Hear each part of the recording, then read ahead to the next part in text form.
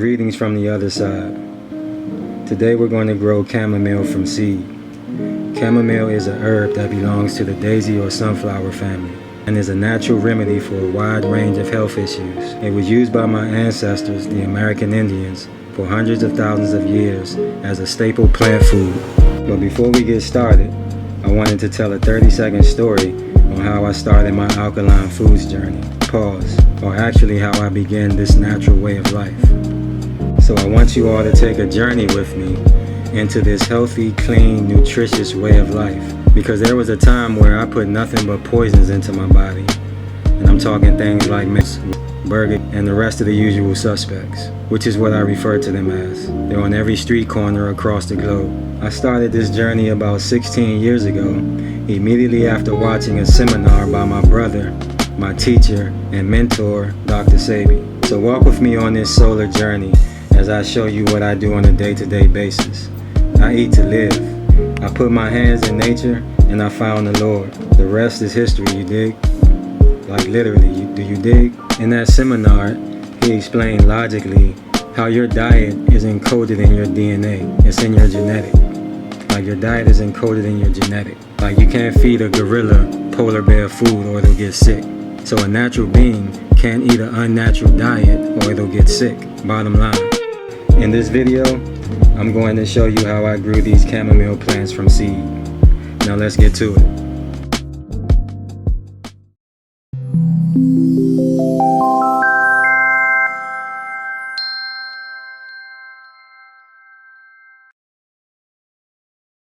This is everything I'm going to need to start these chamomile seeds.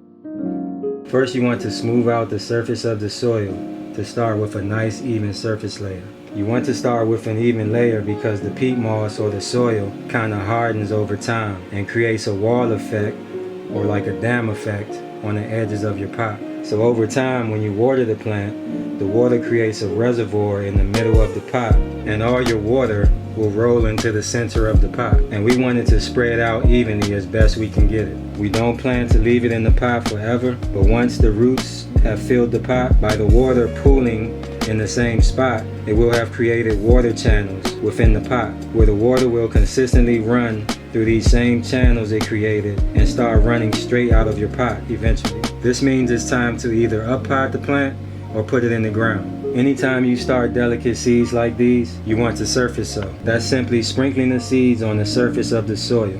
Chamomile is not only a flower, it's a natural herb used mainly to make tea. So not only does it attract pollinators, but you can also use it to make remedies and skin products. Like all natural plants, chamomile is charged by the sun. It converts the sun's energy into natural healing properties that assimilate with your body. So the best way of absorbing these energies from the sun is by ingesting it fresh. But don't get me wrong, you still benefit from its healing powers consuming it dry. It's just not the highest form. By growing it at home, you consume these energies while they're still living. This step isn't necessary, but I'm giving the seeds a dusting of soil to help lock in moisture. Chamomile is very easy to grow once you get the seeds started, and we're going to show you how in this video. They're in the daisy family, so they look like mini daisies once they're mature. Two types of chamomile have been classified as Roman and German. This is an excellent product called foliar feed. I tried to start all my seeds with it, either by soaking them in it or by watering them in with it if I didn't get the chance to soak them. I prefer soaking them. But with tiny seeds like these, I just spray. This product helps my seeds start quickly. It makes them stronger, grow larger root masses, and gives them a higher germination rate and a much better chance to survive and thrive all season long. It's loaded with natural growth hormones and contains beneficial trace elements. In fact, it contains almost every micronutrient that plants need in a form that's available to them. You want to be careful starting these and other tiny delicate seeds in shallow seed starting trays, because if you are putting them outdoors to get some sun and you get a hard rain and you forgot to bring them inside, then your precious seedlings will flood horribly and you will have to start this process from the beginning. We are growing German chamomile, which is an annual and the most popular for making herbal tea. So as a bonus to this video, we're going to make us a pot of chamomile tea in a few. They grow 1 to 3 foot tall in height. Next, you want to cover the pot with a piece of saran wrap to create a humidity dome and keep the soil moist. As soon as you see a sprout, remove the plastic cover.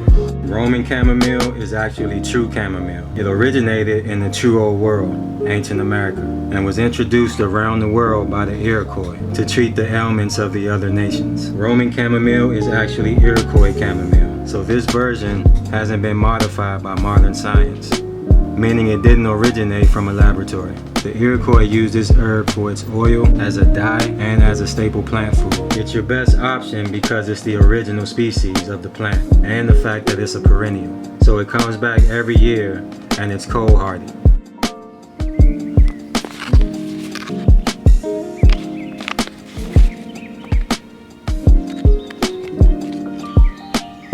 Here are the chamomile seedlings ready for separating and transplanting. Not root bound.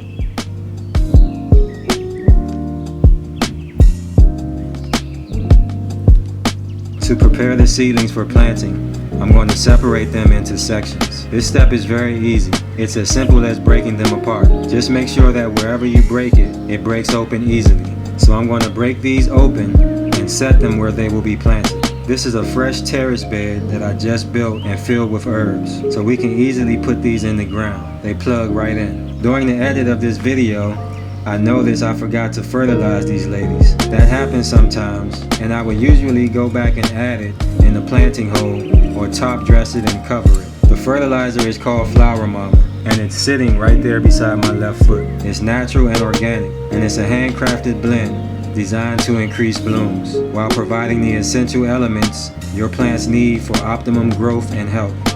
American Indians have used this herb for hundreds of thousands of years on planet Earth as a herbal remedy for its oil and as a staple plant food. It wasn't necessarily used to treat ailments, but as a staple food, because everything we consumed back then was natural and from the earth, not a laboratory, or spit out of a machine on a conveyor belt. So we weren't sick and diseased back then, but we were aware of the properties of this herb and all natural plants, and how they work harmoniously with the cells of the body. We also used it as a yellow dye. You can start these indoors, or you can scatter some around your garden, wherever you want it to grow.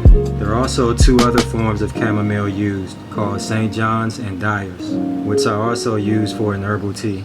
Make sure you subscribe to the channel so that you can be notified, because next we will be doing a future video surface sowing Iroquois chamomile. It's the true form of chamomile. Starting these delicate seedlings is the hardest part of the process, but once you get them in the ground, the plants take it from there. Chamomile is a gentle herb that has calming and soothing effects. It can be consumed as a tea and is often used to promote relaxation and improve sleep quality. If you are suffering from depression, or you know someone who is, chamomile tea may ease the symptoms of depression, and a detox and fast will be beneficial as well. A cup of chamomile tea could help soothe your upset stomach, which means that it helps to relax muscles in the digestive tract, easing cramps, discomfort, digestive tension, or slow motility. Here we have some dried chamomile from last season. Most videos will show you perfectly pretty flowers, but I want to show you the shape.